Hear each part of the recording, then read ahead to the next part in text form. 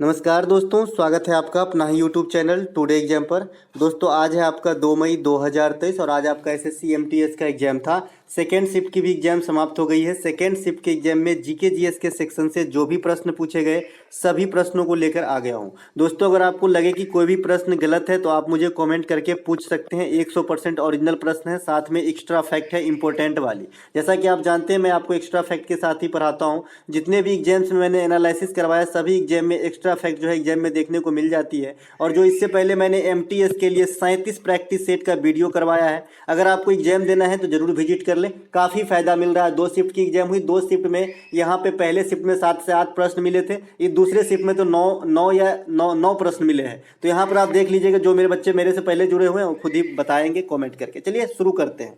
एक प्रश्न देखने को मिला था 1998 में कुचिपुड़ी नृत्य के लिए पद्म भूषण से किसे सम्मानित किया गया था। कल का जो लास्ट वीडियो है हमारा, उसमें एक क्वेश्चन मैंने रखा था कि भाई सोनल मानसिंह को पद्म विभूषण से जो है कब सम्मानित किया गया था। तो ये इस फॉर्म में क्वेश्चन आपको देखने को मिला। तो ये आपका कौन है, वेम्पति चिन्ना।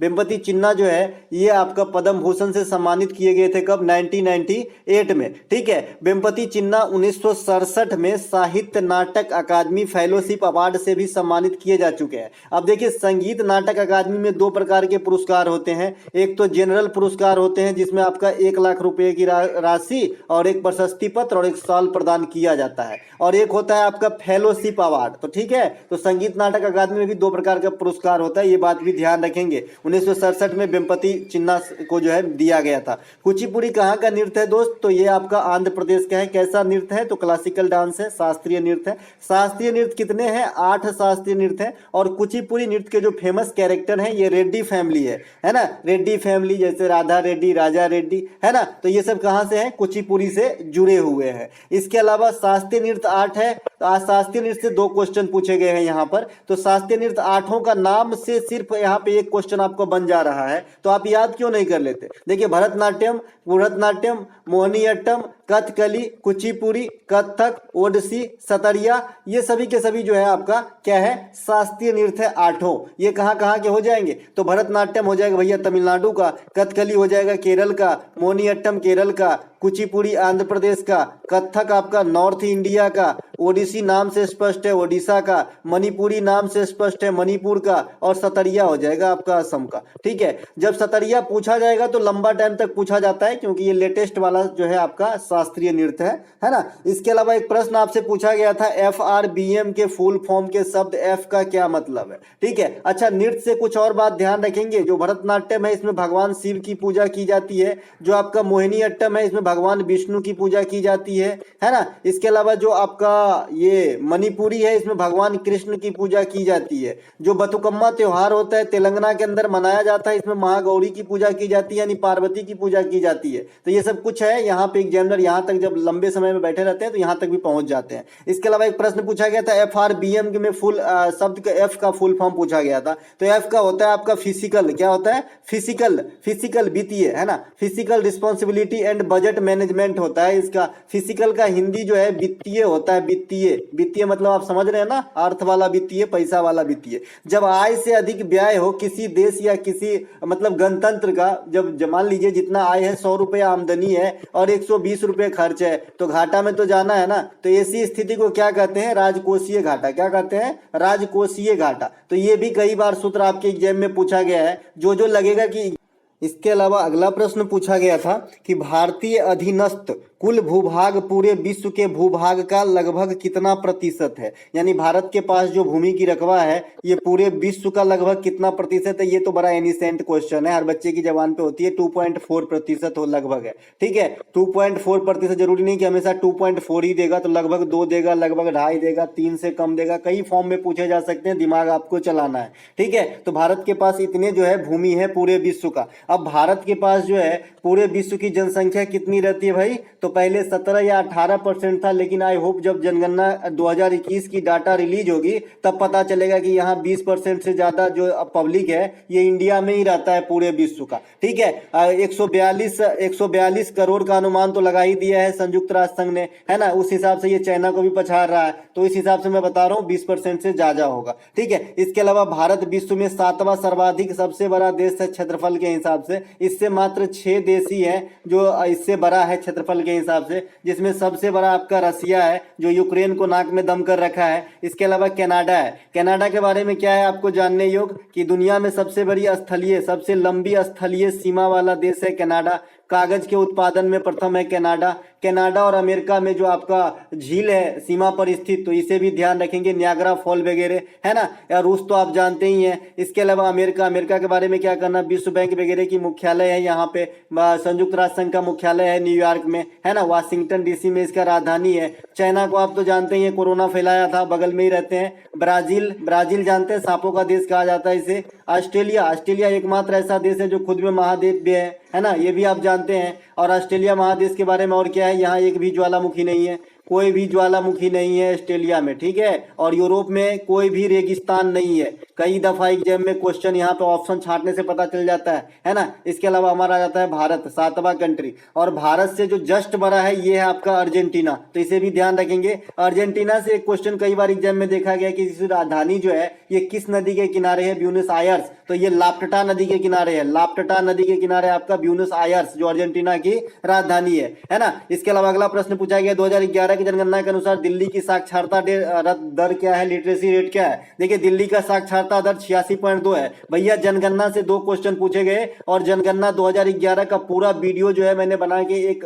चैनल पेज पे डाल दिया आज से 2 महीना 3 महीना पहले। सीआरपीएफ के एग्जाम में करीब 20-25 हजार व्यू भी है, उसके जाके देख लीजिएगा, जनगणना से कोई क्वेश्चन नहीं छूटेगा। तो दिल्ली का लिटरेसी रेट 86.2 है। केंद्र शासित प्रदेश में सर्वाधिक जनसंख्या घनत्व भी कहाँ का भाई, तो दिल्ली का है। ठीक है, तो जानते ही है ना ट्रेन कैसी जाती है दिल्ली। इसके अलावा देश में सर्वाधिक जनसंख्या घनत्व अगर स्टेट लेवल पे बात करें तो बिहार का है। पहले यह स्थान किसके पास था, पश्चिम बंगाल के पास 2011 की जनगणना के अनुसार, लेकिन अब बिहार के पास है और ये आंकड़ा बदलेगा भी नहीं कभी। इसके अलावा जनसंख्या घनत्व तो सबसे कम कहाँ की है, तो अरुणाचल प्रदेश की है। एक क्वेश्चन आपसे पूछा जाता है कि देश में सबसे कम जनसंख्या घनत्व वाला स्थान दिबांग घाटी जो कहां पर स्थित है, तो देखिए दिबांग घाटी जो है ये आपका अरुणाचल प्रदेश में स्थित है। ये अरुणाचल प्रदेश तो खुद में सबसे कम जनसंख्या घनत्व रखता है। वहां पर भी एक जगह है दिबांग घाटी, जहां पर तो एक आदमी यहाँ दिखेगा तो वो 5 किलोमीटर में दिखेगा, तो ऐसा है दिबांग घाटी। तो इसे भी ध्यान रखेंगे, कई बार एग्जाम में आ जाता है। ठीक है, अरुणाचल प्रदेश के बारे में इससे पहले वाले शिफ्ट में बहुत सारी चीज बता ही दिए, मोपिन त्योहार, सालुंग त्योहार, मुखौटा नृत्य, नामदफा नेशनल पार्क, ये सभी अरुणाचल प्रदेश के अंदर स्थित है।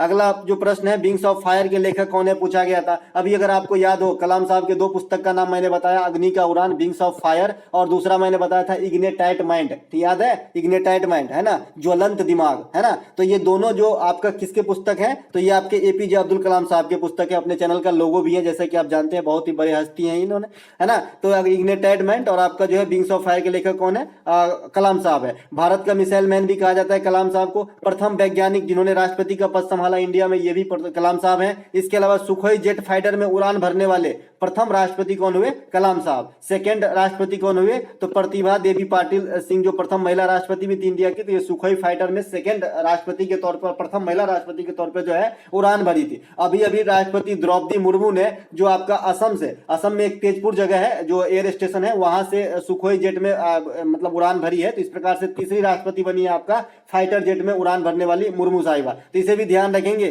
सभी बातों को साथ में लपेटते हुए चलेंगे, कुछ करना है तो लपेटना पड़ेगा। इसके अलावा अगला प्रश्न है भरतनाट्यम किस राज्य से संबंधित है, शास्त्रीय नृत्य। देखिए मैंने अभी व्याख्या कर दिया था 8 शास्त्रीय नृत्य, इसके बारे में कुछ कहना नहीं है। तो भरतनाट्यम तमिलनाडु से है, इसमें भगवान शिव की आराधना की जाती है। लेकिन एक क्वेश्चन आपसे पूछा जाता है कि फला नृत्य जो है किससे प्रेरित है, तो देखिए भरतनाट्यम जो है ये भरत मुनि के द्वारा लिखा गया किस किताब है, नाट्य शास्त्र। ये भी डायरेक्ट भी पूछता है कि नाट्य शास्त्र के लेखक कौन है ना, कल्पसूत्र के लेखक कौन है, ये सब कुछ चुनिंदा किताब है ना। तो नाट्य शास्त्र के लेखक कौन है, भरत मुनि, है ना। तो इसी पुस्तक के आधारित माना जाता है आपका भरतनाट्यम, ठीक है, जिसमें भगवान शंकर का जो है आराधना का जिक्र किया गया है। इसके अलावा मोहिनी अट्टम कहाँ का, केरल का, ये सब बता ही दिए थे। मणिपुरी कहाँ का, ये सब बता ही दिए थे। इसके अलावा कथक जो है ये भी बता दिए थे, उत्तर भारत। चलते हैं आगे। हाँ, कथक से संबंधित एक चीज और ध्यान रखिएगा, आपसे घराना दे देता है और पूछ देता है कि फला नृत्य या फला वादकी जो है, जो इंस्ट्रूमेंट प्ले करते हैं, ये किस घराने से संबंधित है। तो आपको याद रखना है, जो तबला प्ले करते हैं, जो तबला प्ले करते हैं, ये बनारस घराने से संबंधित होते हैं। और जो कथक नृत्य से संबंधित होते हैं, जनरली लखनऊ घराने से संबंधित होते हैं। और जो हिंदुस्तानी शास्त्रीय संगीत गाते हैं, गजल वगैरह या जो भी इनके फॉर्म है,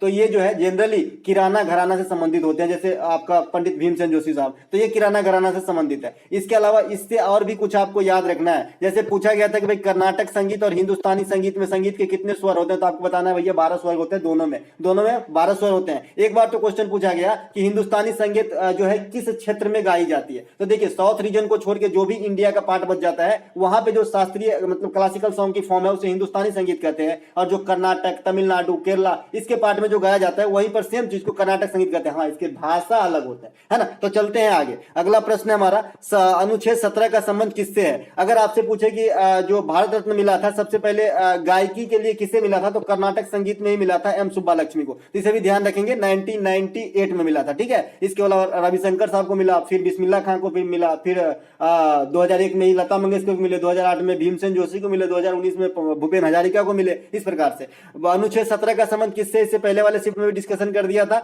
17 क्या है भाई, छुआछूत का अंत। छुआछूत का मतलब अस्पृश्यता, अनटचेबिलिटी, ठीक है। मौलिक कर्तव्य के अधीन जो भी आपके आर्टिकल्स हैं, ये आपको जरूर देख के जाना है। मौलिक कर्तव्य और इसके अलावा जो नीति निषेध तत्व है उसके बीच में जो आर्टिकल है, और फिर कुछ चुनिंदा आर्टिकल जैसे 280, 112 है ना, 123, 124 है ना, 165, 161 है ना, 213, 214 है ना। तो ये सब जो भी आर्टिकल्स है जो चुनिंदा है, जिससे मतलब केंद्र और राज्य दोनों इंक्लूड रहता है जनरली, 108, ये सब जो है इंपॉर्टेंट, उसे जरूर देख के जाना है भैया। और मौलिक कर्तव्य वाला तो बिल्कुल ही कर लेना। तो मौलिक अधिकार, माफ कीजिएगा, मौलिक अधिकार वाला, मौलिक अधिकार भारतीय संविधान के भाग किसमें है, तो 3 में है। कहां से कहां तक है, 12 से 35 तक के आर्टिकल के बीच में रखा गया है। कहां से लिया गया है, अमेरिका के संविधान से लिया गया है ना। और वर्तमान में कितने हैं, तो 6 है। पहले कितना हुआ करता था, तो 7 हुआ करता था। कब हटा, 1978 में। कैसे हटा, मिटा के नहीं, 44वां संविधान संशोधन के द्वारा, है ना। और आज जो है संपत्ति के अधिकार को कहां रखा गया है, तो आर्टिकल 300 के ए में रखा गया है, ठीक है। तो इस प्रकार से मौलिक अधिकार जो है 7 से घट के 6 हो गया, जो आज भी 6 ही चल रहा है। इसके अलावा इस 6 को 6 पार्ट में बांटा गया, जैसे आपका समानता का अधिकार जो है ना, इक्वलिटी का राइट जो है, ये 14 से 18 तक में है। 14 से 18 तक में क्या क्या है मैं बता दिया था। 14 में समता का अधिकार, 15 में लिंग, जाति, धर्म, नाम आदि के आधार पर कोई भेदभाव नहीं करेगा, 16 में कोई भी अवसरों की समानता रहेगी, 17 में अनटचेबिलिटी रहेगी, 18 में उपाधियों का अंत रहेगा। इसके अलावा 19 जो है प्रेस की स्वतंत्रता है। इसमें बेसिकली 6 पार्ट है, जो आपको इंडिया में कहीं भी घूमिए, कहीं भी जमीन खरीदिए, कहीं भी निवास कीजिए, बाग एवं व्यक्ति रखिए, मतलब भाषण वगैरह कीजिए, शांतिपूर्ण ढंग से जो है बैठक कीजिए, सहकारी समिति का गठन कीजिए, ये सभी आपको कौन देता है, स्वतंत्र, आर्टिकल 19 देता है, ठीक है। 20 और 22 जो है सजा आदि के मामलों में छूट है। 20 हमारा ये कहता है कि कोई भी जो जिसपे मतलब कदाचार का आरोप लगाया जा रहा है कि मैंने पेन चुराया है, तो मुझे खुद की गवाही देने के लिए बाध्य नहीं किया जा सकता, ये हमारा 20 कहता है, ठीक है। 21 कहता है प्राण एवं दैहिक स्वतंत्रता का अधिकार है, इसे ही निजता का अधिकार कहते हैं। और ये जब तक आदमी जीता है इंडिया के अंदर, तो ये अधिकार से उसे कोई भी वंचित नहीं कर सकता, क्योंकि जिंदगी जीना किसी से कोई छीन नहीं सकता। इसके अलावा 23 और 24 जो है ये शोषण के विरुद्ध अधिकार है, जिसमें 23 में बाल श्रम पे माफ कीजिएगा बलात् श्रम पे रोक है, और 24 में बाल श्रम पे रोक है। हमेशा कंफ्यूजन का विषय रहता है, बलात् श्रम क्या होता है, बाल श्रम क्या होता है। देखिए बलात् मतलब होता है फोर्सली मतलब एक बंधुआ मजदूर के टाइप में, है ना। तो 23 में क्या है, इसे दूसरे भाषा में कहते हैं मानव तस्करी पे रोका। भाई तस्करी खरीद के ले जाएगा बकरी को, तो काटेगा ही ना, तो इसी प्रकार से ना। तो 23 में जो है बलात् श्रम पे रोक है, और 24 में बाल श्रम पे निषेध है, इसे ध्यान रखेंगे, है ना। इसके अलावा 25 से 28 तक जो है ये धार्मिक स्वतंत्रता से संबंधित है। अनुच्छेद 29 और 30 जो है ये अल्पसंख्यक हित है। आर्टिकल 32 संवैधानिक उपचारों के अधिकार से संबंधित है, और इसी के थ्रू जो है सुप्रीम कोर्ट 5 प्रकार का रिट जारी करता है, ये तो आप भी जानते हैं। इसके अलावा हाई कोर्ट भी रिट जारी करते हैं आर्टिकल 226 के थ्रू, है ना। संपत्ति के अधिकार हटे, ये तो कब हटे कैसे हटे ये बता ही दिए थे अभी। इसके अलावा अगला प्रश्न पूछा गया था, ये भी बताए हैं स्वराज पार्टी के गठन के समय अध्यक्ष कौन थे। देखिए मैं इसमें फोर्स डाल के जो है ना इम्फेसाइज करके बताया था कि भाई मोतीलाल नेहरू और चितरंजन दास दोनों के द्वारा गठन किया गया था, लेकिन अध्यक्ष बने थे चितरंजन दास, ठीक है। ये तो डायरेक्ट ये पूछा था कि जब गठित हुआ ना उस समय अध्यक्ष कौन था, तो चितरंजन दास हो जाएगा। अब कब गठन हुआ था भाई, तो 1923 ईस्वी में हुआ था। और क्यों हुआ था गठन। अगर आपसे कोई पूछे, जैसे पीसीएस का आप मेंस लिखने जा रहे हैं, तो भाई देना पड़ेगा ना व्याख्या कि क्यों क्यों गठन हुआ था। तो गठन इसलिए हुआ था कि असहयोग आंदोलन अच्छा खासा चल रहा था इंडिया के अंदर, लेकिन चौरा चौरी हत्याकांड हो गया, तो इसके वजह से ना ये लोग नहीं चाहते थे कि ये आंदोलन को रुके, ये बंद हो, है ना। लेकिन महात्मा गांधी ने जो है अनशन पे बैठ गए भाई कि इसको जो है बंदे करना है हमको, इसमें जो है अहिंसा का जो है विरोध हो रहा है ना। तो असहयोग आंदोलन बंद हो गया, इसीलिए अलग से एक पार्टी का निर्माण किया, जिसका निर्माण मतलब नाम रहा स्वराज पार्टी। ठीक है, 1923 में चित्तरंजन दास और मोतीलाल नेहरू के द्वारा किया गया। अध्यक्ष कौन बने? चित्तरंजन दास। असहयोग आंदोलन की समाप्ति कब होती है भाई? 1922 में। कौन से कांड के कारण? चौरा चौरी हत्याकांड के कारण। कई बार डायरेक्ट आपको इसवी देखने को मिलेगा चौरा चौरी हत्याकांड का। आजाद हिंद फौज के गठन के मतलब कौन थे संस्थापक में से? रास बिहारी बोस। हालांकि इससे एक से अधिक संस्थापक है आजाद हिंद फौज के। फॉरवर्ड ब्लॉक की स्थापना किसने किया था? सुभाष चंद्र बोस। रामकृष्ण मिशन की स्थापना विवेकानंद सर। इसके पहले विवेकानंद सर का ओरिजिनल नाम पूछा गया था नरेंद्र नाथ दत्त। इसके अलावा चंपारण सत्याग्रह संबंधित कौन व्यक्ति है भाई? महात्मा गांधी। और इसके अलावा खेरा आंदोलन से महात्मा गांधी। कोई बताएगा खेरा आंदोलन कब हुआ था? 1918 में हुआ था। और चंपारण सत्याग्रह कब हुआ था? 1917 में हुआ था। असहयोग आंदोलन कब हुआ था? 1920 में हुआ था। भारत छोड़ो आंदोलन कब हुआ था? 1942 में हुआ था। दांडी मार्च कब हुआ था? 1930 ईस्वी में हुआ था। पूना पैक्ट कब हुआ था? 1932 में हुआ था। गांधी इरविन समझौता कब हुआ था? 1931 में हुआ था। तो इस प्रकार से फ्लो में आनी चाहिए। ठीक है, इसके अलावा जालियांवाला बाग हत्याकांड कब हुआ था? 1919 में हुआ था, है ना। जालियांवाला बाग कहाँ है पार्टिकुलर, ये भी पूछा जाता है। तो ये आपका अमृतसर में है। और गोली चलाने का आदेश जो है ये कौन दिया था? जनरल ओ डायर दिया था। जनरल ओ डायर को कौन टपकाया? उधम सिंह ने। तो इस प्रकार से भी आपको याद रखना है। अच्छा, इसके जांच करने के लिए कौन सी कमेटी का गठन किया गया था भाई? तो हंटर का। ठीक है, और इससे पहले ये किसके कारण जलियांवाला बाग हुआ था? तो रॉलेट एक्ट के कारण। बहुत बच्चे जो है ना उसको चटनी बना के खा जाते हैं मिला के। रॉलेट एक्ट क्या है और जो है हंटर वाला आयोग क्या है ना। हंटर आयोग शिक्षा से भी संबंधित है, तो ये भी ध्यान रखेंगे। इसके अलावा निम्नलिखित में से कौन सा लोक नृत्य मेघालय राज्य से संबंधित है? देखिए, पूर्वोत्तर भारत के जो भी लोक नृत्य है, मैंने पीडीएफ में आपको जो है जब मैं सीआरपीएफ का करवा रहा था तो पूरा दे दिया था। उससे बाहर अगर जिस दिन आ जाए तो बता देना, आपको टेलीग्राम पे शायद मिल जाएगा अगर मीडिया डिलीट नहीं हुआ होगा तो। निम्नलिखित में से कौन सा लोक नृत्य मेघालय राज्य से संबंधित है? तो नोंगक्रेम और हॉर्नबिल, दो ऑप्शन मिला है। देखिए, हॉर्नबिल जो है इसे मैं कल ही बताया हूं कि ये त्योहारों का त्योहार कहा जाता है ना, त्योहारों का त्योहार कहलाता है। और ये आपका कहां से? नागालैंड से संबंधित है। नागालैंड का राजकीय पक्षी भी हॉर्नबिल है। ठीक है, तो ये तो ऐसे ही छट गए, तो एक ऑप्शन बचा नोंगक्रेम, और दो ऑप्शन और होंगे, है ना। तो नोंगक्रेम जो है यहां से राइट आंसर हो जाएगा। ये मेघालय का नृत्य है नोंगक्रेम। देखिए, मेघालय में नोंगक्रेम नृत्य भी है और नोकरेक एक जो है आपका बायोस्फीयर रिजर्व या नेशनल पार्क भी है। जैसे मैंने आपको याद रखने के लिए, अगर आपको याद हो कि मेघालय में बलफकरम भी है, बलफकरम, है ना, बलफकरम। तो मैंने इसे याद रखने के लिए क्या बताया था कि भाई मेघनाथ के पास बल और पराक्रम दोनों हुआ था, तो मेघालय बल पराक्रम, तो ऐसे याद रख सकते हैं बलफकरम को मेघालय की तरफ, है ना। जैसे भी याद रखना है रखो भाई, जिंदगी आपकी है। मेघालय की अन्य त्योहार जो है लाहो है, महोत्सव है, बांग्ला महोत्सव है, ये सब जो है आपका मेघालय का है। मेघालय में जो है सबसे अधिक बारिश होती है, इससे पहले भी बताया था मासिन राम में। इससे पहले चेरापूंजी में हुआ करता था, लेकिन वर्तमान में मासिन राम दुनिया के सबसे अधिक बरसात वाला स्थान है। अच्छा, मेघालय में पहाड़ी भी है, गारो खासी जयंतिया, इसी कारण तो यहाँ पे ज्यादा बारिश होती है, तो ये भी ध्यान रखेंगे आप लोग। ठीक है, इसके अलावा मोपिन त्योहार, सोलुंग त्योहार, ये अरुणाचल प्रदेश में है ना। त्योहारों में अरुणाचल प्रदेश में एक युद्ध नृत्य होता है, इसे मुखौटा नृत्य भी कहते हैं। इसे क्या कहते हैं? मुखौटा नृत्य भी कहते हैं। ये भी आपका अरुणाचल प्रदेश के अंदर स्थित है। इसके अलावा नोकग्रेक, अभी मैंने समझाया नेशनल पार्क या इसे बायोस्फीयर रिजर्व कहिए, कहां पे है? तो ये भी मेघालय के अंदर स्थित है ना। इसके अलावा अगला प्रश्न पूछा गया था, वाकर कप का संबंध किससे भाई? गोल्फ से है। किससे है? गोल्फ से। गोल्फ, गोल लिखा गया है। अच्छा चलिए, गोल्फ से संबंधित है आपका वाकर कप। ठीक है, जयलक्ष्मी कप, रामानुज ट्रॉफी, ये टेबल टेनिस से संबंधित है। टेबल टेनिस से संबंधित है आपका रामानुज ट्रॉफी और जयलक्ष्मी कप, है ना। गोल्फ से संबंधित है आपका वाकर कप। एक क्वेश्चन कई दफा एग्जाम में वर्तमान में लेटेस्ट ट्रेंड में रहती है कि अदिति अशोक का संबंध किससे है ना। कई बार आपने देखा होगा, तो अदिति अशोक का संबंध भी गोल्फ से है। ठीक है, गोल्फ से है ना। और एक आपका मिल्खा सिंह का पुत्र जीव मिल्खा सिंह, वो भी गोल्फ खेलते हैं, तो इन्हें भी ध्यान रखेंगे।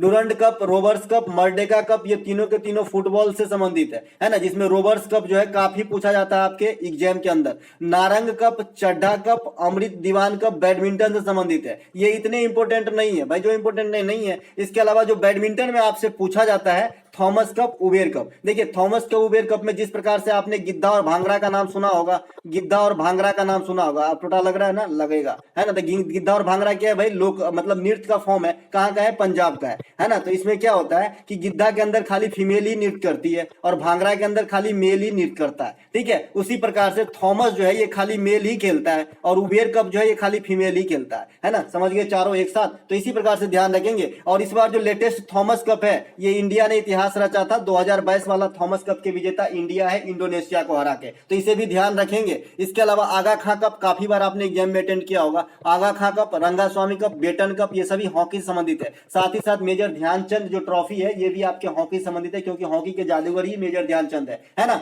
है ना। इसके अलावा अगला जो आपका ये 2022 में थॉमस कप जीता, ये तो बता ही दिया मौखिक रूप से। अगला प्रश्न हमारा वर्ष 2021 के लिए पैरा शूटिंग में किस जो है शूटिंग मतलब माफ कीजिएगा, वर्ष 2021 के लिए पैरा शूटिंग के अंदर किसे मेजर ध्यानचंद पुरस्कार से सम्मानित किया गया था। तो काफी कॉमन क्वेश्चन है अवनी लखेरा को। अगर आपको याद हो कि 2021 में 12 व्यक्ति को दिया गया था, इस 12 व्यक्ति में से 2 को छोड़ दीजिए तो 10 व्यक्ति जो किसी न किसी रूप में ओलंपिक में भाग लिया था और कोई ना कोई पदक जीत के लाया था, उसी को दिया गया था। चाहे तो पैरा ओलंपिक में और चाहे तो मेन वाला ग्रीष्मकालीन ओलंपिक में जो टोक्यो के अंदर कराया गया था 2021 में, ठीक है। 20 वाला ओलंपिक 2021 में कराया गया था। यहाँ पे पदक वगैरह जो जीते थे इसमें से 12 में से 10 ओलंपियन थे और 2 में से एक सुनील छेत्री और एक आपका मिताली राज। मिताली राज जो महिला क्रिकेटर है, इसके नाम से भी कई रिकॉर्ड है। जो सबसे पहले 10,000 रन तक पहुंचने वाली प्रथम महिला है मिताली राज, है ना। अब तो संन्यास ले ली है। इसके अलावा एक सुनील छेत्री जो भारतीय फुटबॉल टीम के जो है कोच भी मतलब कप्तान भी रहे थे, है ना। तो ये सुनील छेत्री को दिया गया था और एक आपका दिया गया था मिताली राज। ये आउटडोर के मतलब आउटसाइडर थे, बाद में की 10 ओलंपियन थे। इसमें से एक अवनी लखेरा भी जो शूटिंग खेल खेलती है ना, पैरा शूटिंग से संबंधित है। अवनी लखेरा जो है ये राजस्थान में बेटी बचाओ बेटी पढ़ाओ आंदोलन के जो है ब्रांड एम्बेसडर है। देखिए बेटी बचाओ बेटी पढ़ाओ जो इनकी शुरुआत पूछा जाता है आपका ईस्वी, तो 2015 में हरियाणा से हुआ था। ये स्कीम है ना। वर्ष 2021 के लिए 12 खिलाड़ी को मेजर ध्यानचंद पुरस्कार दिया गया था। कौन कौन थे अभी भी बता दिया। और 2022 के लिए सिंगल पर्सन को दिया गया है शरद कमल को। ये टेबल टेनिस स्टार है जो अभी अभी कॉमनवेल्थ गेम बर्मिंघम इंग्लैंड 2022 के अंदर हुआ था। यहाँ पे 4 पदक प्राप्त किया था, जो व्यक्तिगत रूप से सर्वाधिक पदक प्राप्त करने वाले व्यक्ति बने इंडिया के। इन 4 में से 3 तो खाली गोल्ड था और एक आपका सिल्वर था, है ना। तो इसी कारण से जो है इन बार का मेजर ध्यानचंद पुरस्कार एक ही आदमी को दिया गया, वो है शरद कमल, ठीक है। इसके अलावा यह भारत क्या है भाई, हाँ, जो आपका मेजर ध्यानचंद पुरस्कार है ये भारत में सर्वोच्च पुरस्कार है खेल के क्षेत्र में। जैसे भारत सरकार का सर्वोच्च जो पुरस्कार है भारत रत्न है, तो खेल में आ जाइए तो ये हो जाएगा मेजर ध्यानचंद, है ना। मेजर ध्यानचंद का पहला जो जब शुरुआती दौर था, जब 1991 में इसको शुरुआत किया गया था, तो इसका नाम राजीव गांधी खेल रत्न पुरस्कार था। बाद में ये मोदी सरकार के द्वारा इनका नाम बदल के मेजर ध्यानचंद पुरस्कार कर दिया गया। पंडित शिव कुमार शर्मा किससे संबंधित है बता रहे हैं, तो संतूर से संबंधित है। देखिए खेल के क्षेत्र में 2 पुरस्कार और ध्यान रखना है आपको, एक तो अर्जुन अवार्ड याद रखना है और एक आपको जो है द्रोणाचार्य पुरस्कार याद रखना है। जनरली यही तीनों पुरस्कार इंडिया में कॉम्पिटिटिव एग्जाम में चलती है खेल के क्षेत्र में, ठीक है। तो अभी अभी आपने मेजर ध्यानचंद देखा और अर्जुन पुरस्कार इस साल के लिए 25 मतलब लेटेस्ट वाला जो है 25 आदमी को दिया गया है। और द्रोणाचार्य पुरस्कार जो है ये प्रशिक्षक को दिया जाता है 1985 से। इसके बारे में डायरेक्ट पूछता है द्रोणाचार्य पुरस्कार किसे दिया जाता है, तो बता दीजिएगा कोच को, ठीक है। पंडित शिव कुमार शर्मा का संबंध किस बात, संतूर से। देखिए संतूर से काफी कम कैरेक्टर है इंडिया के अंदर, तो पंडित शिव कुमार शर्मा और भजन सुपारी यही 2 फेमस कैरेक्टर हैं जो संतूर प्ले करते हैं। बिस्मिल्लाह खान साहब शहनाई बजाते हैं। अहमद अली हुसैन खान, अहमद अली अलग है भैया, हुसैन खान अलग है, ये भी शहनाई प्ले करते हैं। हरिप्रसाद चौरसिया, पन्नालाल घोष, राजेंद्र प्रसन्ना, राजेंद्र कुलकर्णी, बी कुंजमणि बांसुरी, ये सब बांसुरी प्ले करते हैं। पंडित रविशंकर साहब, निखिल बनर्जी, बुद्धादित्य मुखर्जी, बंदे हसन, ये सभी जो है आपका सितार प्ले करते हैं। अमजद अली खान कई बार पूछा गया है, सरोद अमजद अली खान, क्योंकि आपने असद अली खान का नाम भी सुना होगा जो बीना प्ले करते हैं, तो इसमें कंफ्यूजन बना रहता है। और खान साहब बहुत हैं आपके जो है प्लेयर, मतलब बहुत सारे जो आपके उस्ताद वगैरह होते हैं, आप तो जानते ही होंगे, कव्वाल वगैरह सुनते होंगे। तो अमजद अली खान, अली अकबर खान, विश्वजीत राय चौधरी, बुद्धसेन दास गुप्ता, ये सभी जो है सरोज से संबंधित है। 2011 की जनगणना के अनुसार जो है सबसे ज्यादा लिटरेसी रेट आपसे पूछा गया था, तो एकदम लल्लू सा क्वेश्चन है, तो केरल का है। यहाँ पे जो 2011 की जनगणना का ही डाटा आपको लेके जाना है एग्जाम में, क्योंकि जब तक ऑफिशियल रिलीज नहीं होती आपको जो है बहुत कम क्वेश्चन एग्जाम्स में देखने को मिलेगा कि जो सरकार रिलीज नहीं किया और आपसे पूछ रहा है, ठीक है। तो यहाँ पे कुल जनसंख्या नहीं पूछेगा कि आप, क्योंकि कुल जनसंख्या का नक्शा बदल चुका है। यहाँ पे 2011 के अनुसार लिंगानुपात और लिटरेसी लिटरेसी रेट ही पूछ सकता है। तो लिटरेसी रेट आपका जो है कितना था 74.04, यहाँ पे 73 लिखा है, 74.04 कर लीजिएगा। इसके अलावा जनसंख्या घनत्व 382 और लिंगानुपात 943। तो दोस्तों ये थे आज के सेकेंड शिफ्ट में आए सभी प्रश्नों का एक गहन एनालिसिस। अगर आपको अच्छा लगता है और वास्तव में लगता है कि काम का है जो एक्स्ट्रा फैक्ट मैं देता हूं, तो लाइक कर सकते हैं। चैनल पे पहली बार विजिट कर रहे हैं तो सब्सक्राइब कर सकते हैं और अपने दोस्तों में शेयर करके हमें सपोर्ट भी कर सकते हैं। मिलेंगे एक नए वीडियो में, तब तक के लिए जय हिंद।